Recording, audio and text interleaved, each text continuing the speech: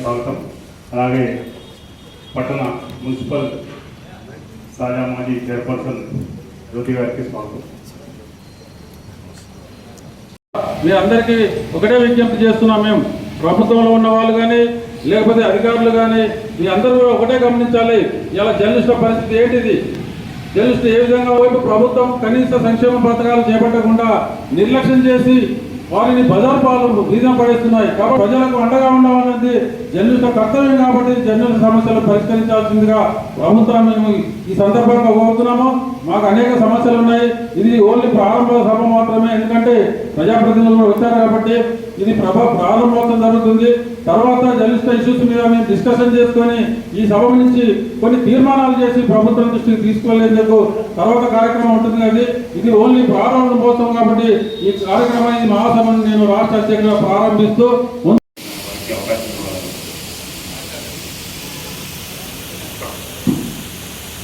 మళ్ళీ మాట్లాడే అవకాశం ఇచ్చారు. ఎందుకంటే మన కాంగ్రెస్ గారు వచ్చారు. ఇప్పుడు మనకు అనేక సంక్షేమ కార్యక్రమాలు చేయాల్సింది. కొత్త అంత సాన్నిధ్యం వారికి ఉన్నది. వారు మనందరి జర్నలిస్టుల యొక్క అనేక కష్టాలని, అంటే వారు చెప్పారు కదా, మనం నిత్యం డైలీ ఎక్కడ శ్రమ పడుతున్నామో దానిలాగా మనకు ఒక ఆవాసం, ఒక షెల్టర్ ఉండాలనే ఒక సదుద్దేశం.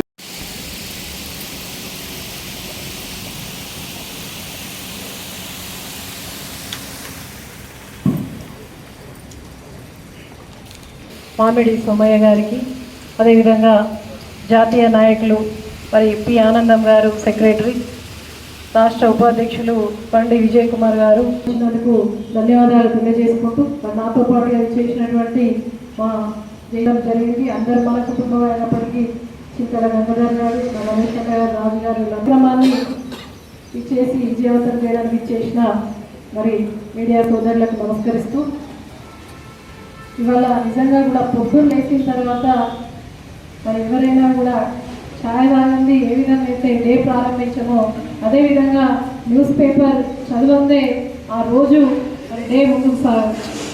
అటువంటి సందర్భంలో మీ అందరూ కూడా మరి న్యూస్ అంటేనే నార్త్, ఈస్ట్, వెస్ట్, సౌత్ అని చెప్పేసి నలుదిక్కుల మరి ఎక్కడ ఏం జరుగుతుందో అని చెప్పేసి చాలా ఇబ్బందికరమైనటువంటి పోస్టు జర్నలిస్ట్ పోస్ట్. ఎందుకంటే ఎక్కడ ఏం జరిగినా ఒక బిట్ ఒకరికి అప్పచెప్తారు, ఒక డెస్క్ ఒకరికి అప్పచెప్తారు. ఆ మండల్లో ఏది మిస్ అయినా కూడా పైనుంచి వాళ్ళకు ఇంకో ఛానల్ కవర్ చేస్తే, ఇంకో పేపర్ కవర్ చేస్తే మన దగ్గరకు రాలేదని చెప్పేసి అంటే వాళ్ళ దృష్టి మొత్తం కూడా ప్రజల సమస్యలు, మరి ప్రభుత్వం ఏం చేస్తుంది, ప్రతిపక్షం ఏం చేస్తుంది, ఎక్కడ ఏ సమస్య ఉన్నది అని చెప్పేసి ప్రతి ఒక్కరిని మేల్కొల్పే విధంగా మరి పనిచేస్తూ 24 గంటలు రెస్ట్ లేని వాళ్ళు ఎవరంటే రైతు, తర్వాత జర్నలిస్టే అని చెప్పేసి చెప్పక తప్పదు. 24 గంటలు కూడా తెలుస్తున్నా మీ అందరికి కూడా ప్రత్యేకంగా నా యొక్క అభినందనలు, ధన్యవాదాలు తెలియజేసుకుంటూ, మరి మొన్నటి వరకు కూడా తెలంగాణ రాష్ట్ర సాధనలో కేసీఆర్ గారితో పాటు మీ అందరి యొక్క సహకారం వల్లనే ఇలా మన సొంత రాష్ట్రాన్ని సాధించుకోగలిగినాం. మీ అందరి యొక్క భాగస్వామ్యం, జర్నలిస్ట్ భాగస్వామ్యం ఆనాడు వినలేనిది. మరి మీ అందరూ సార్తోటి అడుగులో అడుగై కదిలితేనే ఇలా సొంత గడ్డ సాధ్యమయ్యేది అని చెప్పడంలో ఎటువంటి అనుమానం లేదు. మరి ఆ విధంగా మీరు పనిచేసేది కాబట్టి ఆనాడు కేసీఆర్ గారు దాదాపు ఏటా 100 కోట్ల బడ్జెట్ను మనకు మీడియా మిత్రులకు కేటాయించడం జరిగిందని చెప్పేసి ఈ సందర్భంగా మీకు గుర్తు చేస్తూ ఉన్నారు. అదేవిధంగా ప్రెస్ అకాడమీగా ఉండే దాన్ని మీడియా అకాడమీగా మార్చిన ఘనత మరి కేసీఆర్ గారు అని చెప్పేసి ఒక్కసారి మన వాళ్ళకు నేను గుర్తు చేస్తూ, మరి మీడియా అకాడమీ చైర్మన్గా అల్లం నారాయణ గారిని కూడా నియమించడం జరిగింది అని చెప్పేసి తెలియజేస్తూ, మరి కరోనా సమయంలో చాలామంది జర్నలిస్టు బాధితులకు కూడా దాదాపు 2000 చొప్పున 600 మందికి చాలామంది జర్నలిస్టులకు 20,000 రూపాయల చొప్పున మరి జర్నలిస్టులకు సహకారం అందించడం జరిగింది. అంటే ఒక పార్టీ, ఒక ప్రభుత్వం నుండి వచ్చిన తాజా మన జడ్పీ చైర్మన్గా నేను కూడా జర్నలిస్టులకు సాయం చేసిందంటే చాలా గర్వంగా చెప్పడం జరుగుతూ ఉంది. అదే విధంగా 30 కోట్లతో మరి మీడియా అకాడమీ భవనం ఉంది అని అంటే అది నిజంగా కూడా కేసీఆర్ గారి గర్వకారణం అని చెప్పేసి తెలియజేస్తూ పలు ఇళ్ల స్థలాలు కూడా ఇవ్వడం జరిగింది. అదేవిధంగా మీ యొక్క సంక్షేమానికి రక్షణ నిధి కూడా ఉండాలని చెప్పేసి, ఎందుకంటే ఒక ఉద్యోగ భద్రత ఉన్నట్టే, ఉద్యోగ భద్రత ఏ విధంగా ఉంటుందో మరి జర్నలిస్టులకు కూడా ఒక భద్రత ఉన్నట్టయితే ఆ కుటుంబానికి ఒక భరోసాగా అండగా ఉంటుంది. ఎందుకంటే 24 గంటలు మరి పనిచేసేవాడు ఇంతకుముందు చెప్పినటువంటి ఒక రైతు, దాని తర్వాత జర్నలిస్ట్ అని చెప్పేసి తెలియజేస్తూ మరి వారందరికీ కూడా మీరు ఏదైతే సమస్యలు చెప్పారో వాటికి తప్పకుండా కేసీఆర్ గారి నాయకత్వంలో కవిత గారి కృషితో మరి మాజీ మంత్రివర్యులు జిల్లా పార్టీ అధ్యక్షులు అందరి సహకారంతో తప్పకుండా మా వంతుగా అండగా ఉంటాం, ప్రయత్నం చేస్తామని చెప్పేసి ఇళ్ళవేళలా కృషి చేస్తామని చెప్పేసి తెలియజేస్తూ మమ్మల్ని ఇన్వైట్ చేసినందుకు మరి ప్రతి ఒక్కరికి కూడా ధన్యవాదాలు. గౌరవనీయులు ఎమ్మెల్యే సంజయ్ అన్న గారికి, అలాగే మాజీ జడ్పీ చైర్పర్సన్ దావ వసంత సురేష్ గారికి, మరి వేదిక మీద ఉన్న పెద్దలందరికీ హృదయపూర్వక నమస్కారాలు. అలాగే వేదిక ముందున్న మా జర్నలిజం సోదరులందరికీ కూడా హృదయపూర్వక నమస్కారాలు తెలియజేస్తున్నాను. మరి జర్నలిజం అంటే చాలామందికి తెలియకపోవచ్చు. అంటే జర్నలిజం మరి మీడియా కెమెరాలు పట్టుకొని తిరుగుతారు అని చెప్పేసి అనుకోవడం కాదు. కెమెరా అంటే మనకున్న 2 కళ్ళ లాంటివి అని చెప్పేసి ప్రతి ఒక్కరు అర్థం చేసుకోవాలి. అట్లాగే ప్రతి నిమిషం ఒక మంచిని ఒక చెడును, అంటే ఎక్కడైనా ఏదైనా చెడు జరిగినప్పుడు దాన్ని చూపించడానికి, మంచి జరిగింది దాన్ని చూపించడానికి మీరు ముందుంటారు. మరి వాననక ఎండనక చలి అనక ప్రతి ఒక్క వెదర్లో మా అందరినీ సపోర్ట్ చేస్తూ రాజకీయ నాయకులు ప్రవేశపెట్టే మంచి మంచి పథకాలని మరి ప్రవేశపెడుతున్న దానికి ప్రజల్లోకి తీసుకెళ్ళడానికి మీరు ఎప్పుడు ముందుంటారు, మీరు ఎప్పుడు మా వెన్నంటే ఉండి మమ్మల్ని ప్రోత్సహిస్తారని చెప్పేసి సందర్భంగా నేను తెలియజేస్తూ మీ అందరికీ హృదయపూర్వక నేను ధన్యవాదాలు తెలియజేస్తున్నాను. అట్లాగే మీ అందరూ కూడా మాకు ఇలాగే సపోర్ట్ చేస్తూ ఉండాలి. మరి మేము చేసే మంచి ప్రతి ఒక్కరి ప్రజల్లోకి తీసుకెళ్లాలని చెప్పేసి ఈ సందర్భంగా నేను ప్రజాముఖంగా నేను తెలియజేసుకోవడం జరుగుతుంది. మరి అట్లాగే మీ అందరికీ ఒక కార్డు ఉండాలి, జర్నలిజంకి సంబంధించిన ఒక కార్డు మీ అందరికీ ఉండాలి. ఎందుకనంటే మీరు ఇంత కష్టపడి ప్రతి ఒక్క దాన్ని ఈ సందర్భంగా నేను తెలియజేస్తున్నాను. మీరందరూ కూడా ప్రజలకు తెలిసేలా మీ మీడియా ద్వారా తెలియజేయాలని చెప్పేసి మీ అందరికీ నాదొక రిక్వెస్ట్. దయచేసి అందరూ ప్రజల్లోకి ఈ విషయాన్ని తీసుకెళ్ళాలి. రేవంత్ రెడ్డి గారు ముఖ్యమంత్రి గారు ఇంత గొప్ప మంచి మంచి కార్యక్రమాలు చేస్తున్నప్పుడు దాన్ని ఖచ్చితంగా మీరు ముందుకు తీసుకెళ్ళాలి. ప్రజల్లో ఒక పాజిటివ్నెస్ గా తీసుకెళ్ళాలి. రేషన్ కార్డు విషయంలో మీ అందరికీ తెలుసు 10 సంవత్సరాల నుంచి రాలేవు అని చెప్పేసి, ఇప్పుడు వచ్చిన సందర్భంలో మరి దాన్ని ఖచ్చితంగా ముందుకు తీసుకెళ్ళాలి, ప్రజలకు అవగాహన కల్పించాలని చెప్పేసి మీ అందరికీ మీ మీడియా ద్వారా నేను తెలియజేయడం జరుగుతుంది. రానున్న ఎలక్షన్స్ కూడా మనం గొప్పగా మంచిగా అందరూ కొట్లాడాలి. ఈ ప్రభుత్వం గెలవాలన్నదే మా ఉద్దేశం కాబట్టి ఏదైనా మీడియా ద్వారా ఏదైనా మాకు సాధ్యం అవుతుందని చెప్పేసి ఈ సందర్భంగా నేను మీ అందరికీ ఒక రిక్వెస్ట్ చేయడం జరుగుతుంది. అలాగే మీ నుంచి కూడా మనకి ఎలాంటి సమస్యలున్నా ప్రభుత్వం దగ్గరికి ఏదో గొప్ప మేము కూడా తీసుకెళ్ళడం జరుగుతుంది. ఖచ్చితంగా ఎమ్మెల్యే గారు ఉన్నారు మనకి. సో ఏదైనా మనం ముందుకెళ్ళి ప్రభుత్వంతో మనం మాట్లాడదాము. ఇంతకంటే మాకు ఇంత మంచి గొప్ప అవకాశాన్ని ఇచ్చిన మీ అందరికీ హృదయపూర్వక ధన్యవాదాలు తెలియ.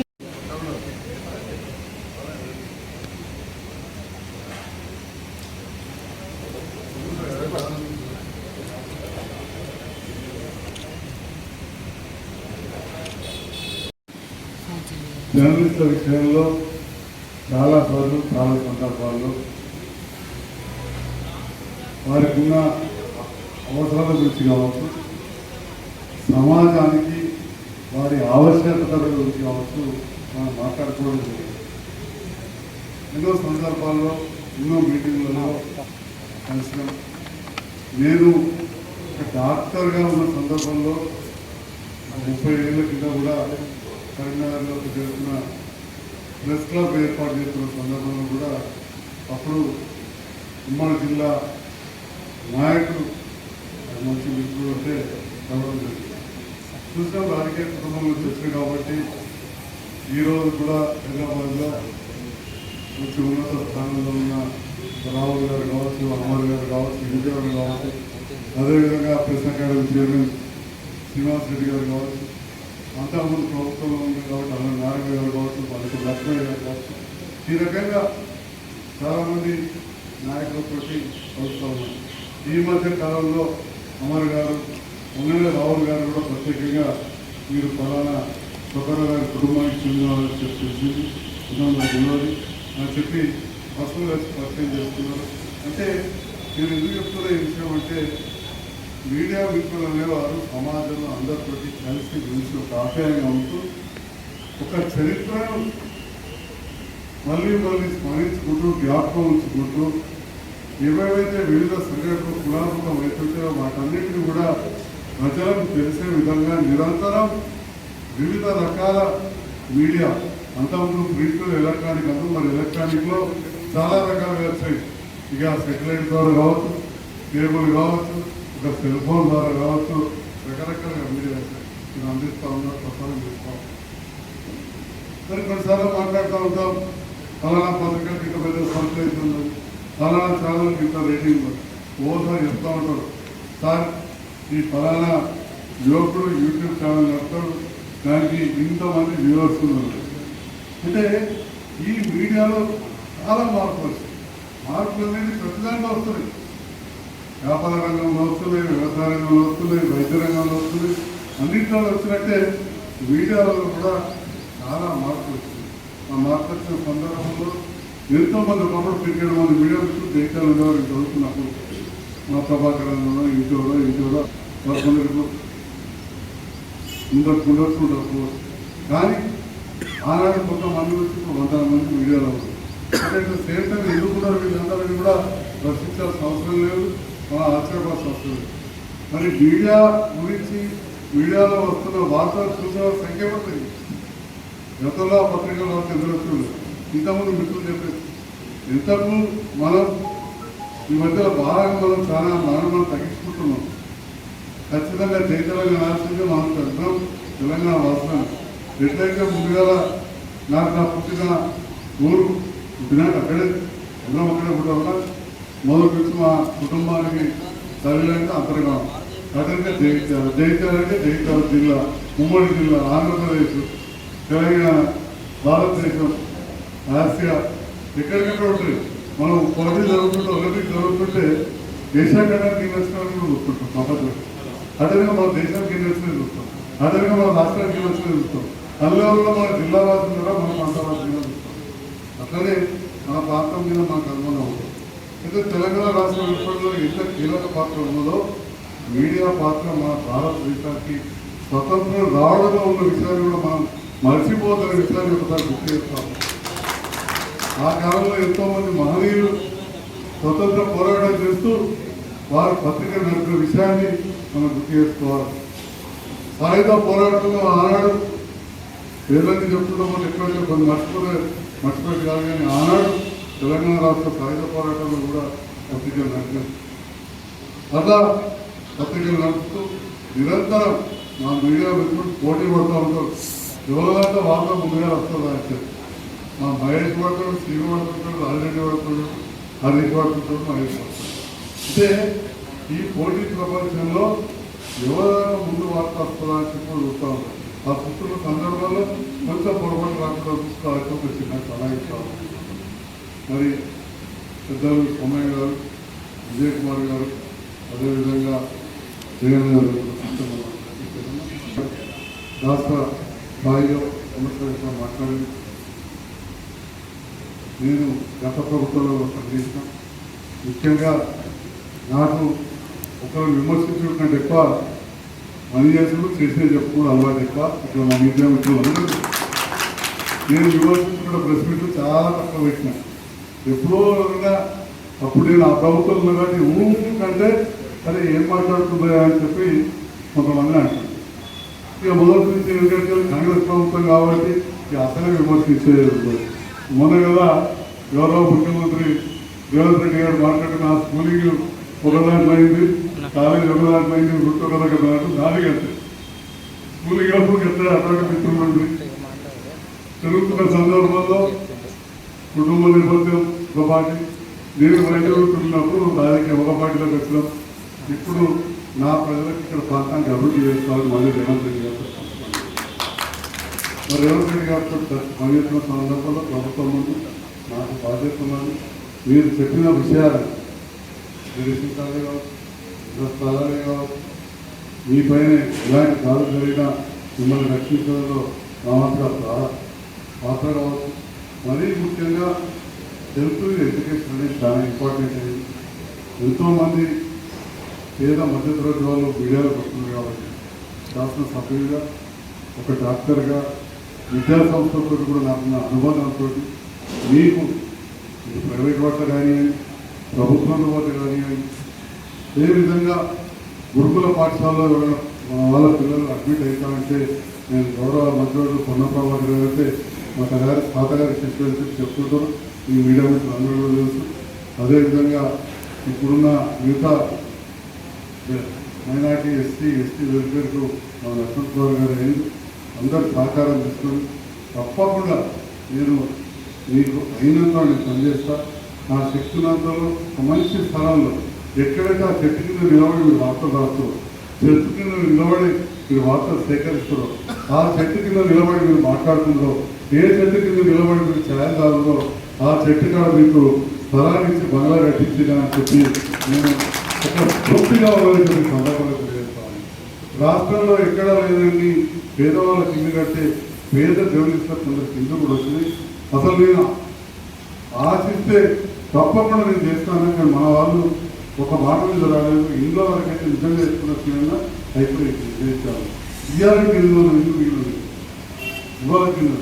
సో కాబట్టి నేను మళ్ళీ మిమ్మల్ని కోరేది మీడియా అయిన మంత్రి అయిన పొంగులేటి శ్రీనివాసరెడ్డి గారికి జయించాల పాత్రికేయ పిల్లలు ఇదన్న గ్రూపులు మళ్ళీ అపాయింట్మెంట్ తప్పకుండా కొన్ని సాధించుకోవచ్చు. ఇండియన్ మెడికల్ అసోసియేషన్కు ఆ శక్తులు కాబట్టి ప్రధాన డాక్టర్ రాజశేఖర రెడ్డి గారు ఇంతకుముందు స్మరించుకున్నారు. అట్లనే ఒక డాక్టర్ నేను అందులో మా తాతగారు కూడా అత్యంత సన్నిహితుగా ఉండి వారు వాళ్ళ జూనియర్ మా తాతగారి కంటే మా తాతగారికి బాగా గౌరవం ఉండే వారు రాజశేఖర రెడ్డి గారు డాక్టర్ల పైన దాడులు జరిగితే వాటితో జరగదని చెప్పి ఒక మంచి చట్టాన్ని కూడా తీసుకురావడం జరిగింది. ఆరోగ్యం ఉంటే కూడా వాళ్ళ కోసం కూడా ఒక చట్టాన్ని తీసుకొచ్చింది. ఆ రకంగా మనం తప్పకుండా కలిసి పనిచేద్దాం. నా వంతుగా ఏదైతే ఈ ప్రాంతంలో నాకు సహకరిస్తున్నారు ఒక్కటి మాత్రమే ఖచ్చితంగా మీడియా ముందు ఈ రాష్ట్ర నాయకులు వచ్చినా నాకు ఇక్కడ పార్టీ గ్రూపులకు అతీతంగా మీడియా మిత్రులు నిరంతరం ఎందుకంటే నేను కూడా ఎవరు కూడా పెద్ద విమర్శించాను కాబట్టి నన్ను అప్పుడప్పుడు కొందరు వ్యక్తిగతంగా విమర్శించినప్పుడు వీలైనంత వరకు వాటిని కట్ చేసి అది ఇది సోషల్ మీడియాలో కావచ్చు, వర్చువల్ మీడియాలో కావచ్చు, ఎలక్ట్రానిక్ మీడియాలో కావచ్చు. అందరూ కూడా మళ్ళీ మీడియా సంస్థల్లో నేను చేతులెత్తి నమస్కరిస్తూ నా